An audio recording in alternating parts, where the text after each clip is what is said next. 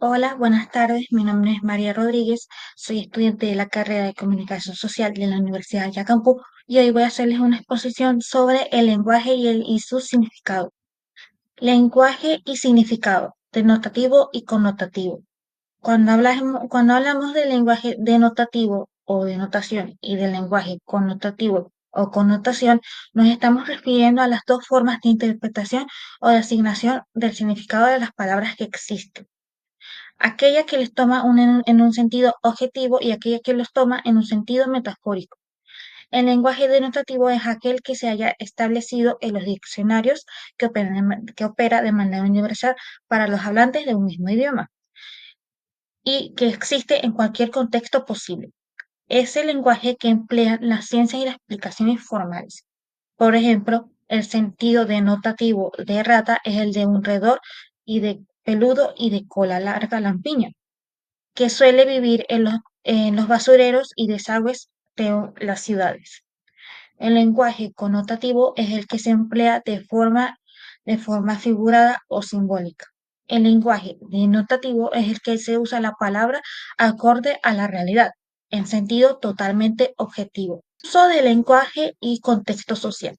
El lenguaje y el contexto social están estrechamente relacionados. El lenguaje que usamos está influenciado por el contexto social en que nos encontramos y el contexto social en el que nos encontramos está influenciado por el lenguaje que usamos. Por ejemplo, el lenguaje que usamos en el trabajo es diferente del lenguaje que usamos en casa con nuestros amigos o familiares. Esto se debe a que los diferentes contextos sociales tienen diferentes expectativas y normas.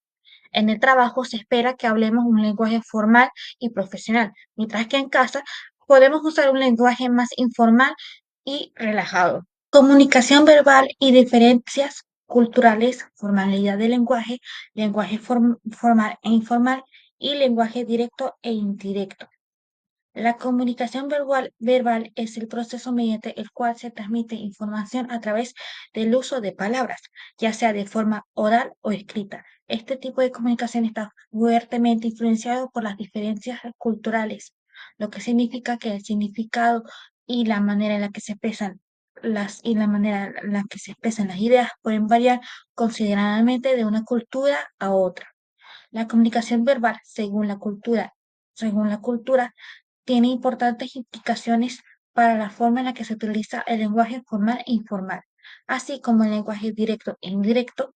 La clave está en comprender la importancia del contexto cultural y cómo las relaciones sociales y jerárquicas influyen en forma en que nos comunicamos.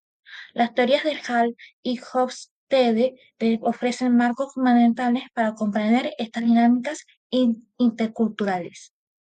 Elementos no verbales: espacio, tiempo, movimientos corporales, voz, objetos e intención. Los elementos no verbales son aquellos aspectos que no están relacionados con el uso de palabras, pero que juegan un papel fundamental en cómo transmitimos información y emociones. Los principales elementos no verbales incluyen espacio, proxémica. Se refiere al uso y la percepción del espacio en la comunicación. La distancia física entre las personas al comunicarse puede indicar diferentes grados de intimidad, autoridad o relación social. Según Edward Hall, existen diferentes tipos de proximidad. Espacio íntimo, que es 0,45 centímetros utilizados para relaciones muy cercanas. Espacio personal, 45 centímetros, 1,2 metros usado en conversaciones con amigos cercanos o familiares. Espacio social, 1,2 m y 3,6 m para interacciones formales o profesionales. Espacio público, más de 3,6 metros utilizados en conferencias o situaciones públicas. Y el tiempo que es cronémica. El tiempo en la comunicación no verbal hace referencia a la percepción y el uso del tiempo, que varía según la cultura. Puede incluir puntualidad. En algunas culturas la puntualidad es un signo de respeto, mientras que en otras puede no tener la misma importancia.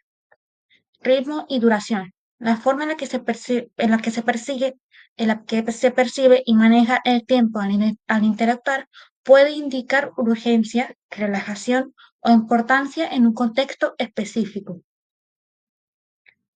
Movimientos corporales. Kinésica. Incluye todos los gestos, posturas y movimientos del cuerpo que comunican información sin palabras. Eso incluye gestos, que son movimientos de las manos, brazos o cabeza que refuerzan o sustituyen palabras.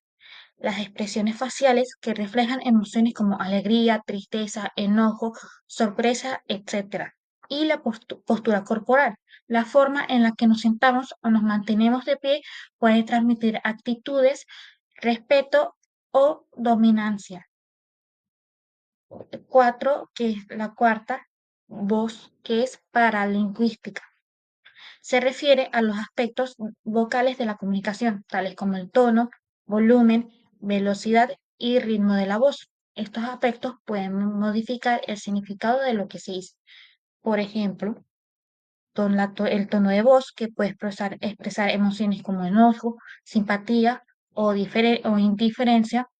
El volumen, que es al hablar en voz alta o baja, puede denotar agresividad, timidez o control. Y el ritmo y velocidad, que es hablar rápidamente o de manera pausada, puede indicar nerviosismo, seguridad o reflexión. Por último, los objetos, que son los artefactos.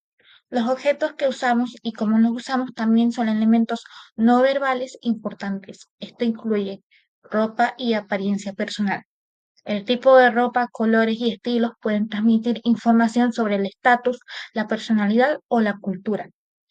Accesorios, elementos como relojes o joyas o gafas pueden comunicar gustos, riqueza o personalidad. El último punto es la relación e influencia entre comunicación verbal y no verbal.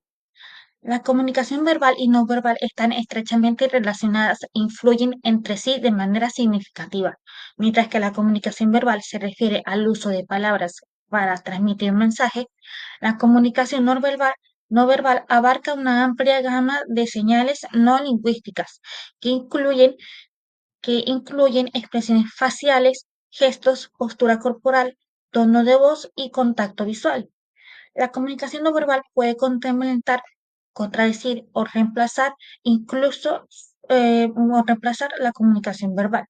Por ejemplo, una sonrisa puede indagar felicidad o aprobación, incluso si las palabras que se dicen son neutrales o negativas. Del mismo modo, un tono de voz enojado puede hacer que un mensaje que es verbalmente neutral parezca hostil. La comunicación no verbal también puede usarse para expresar emociones que son difíciles de poner en palabras.